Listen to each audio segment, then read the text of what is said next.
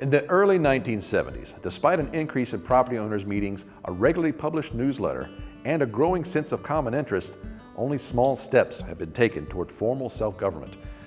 David Stick called for an immediate incorporation of Southern Shores as a town, but was resisted by the property owners' steering committee.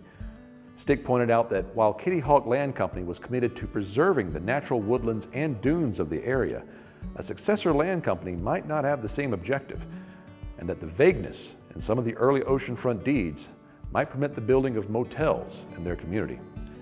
Inspired by David's premonitions, Southern Shores property owners soon voted unanimously for county zoning and a development plan.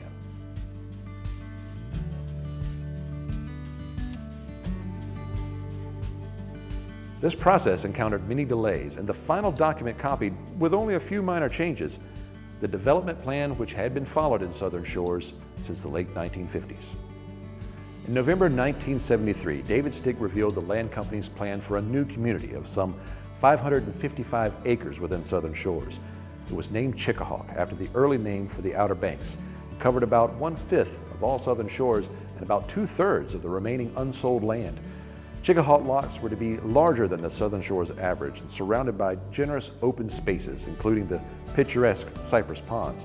Purchasers of this property were required to join 2 dues-paying property owners associations, one to take over upkeep of roads and public areas, and one to finance recreational activities. In the beginning, Kitty Hawk Land Company built all the roads into Southern Shores, and the company agreed to maintain them, at least until they were taken over by the state or the community incorporated.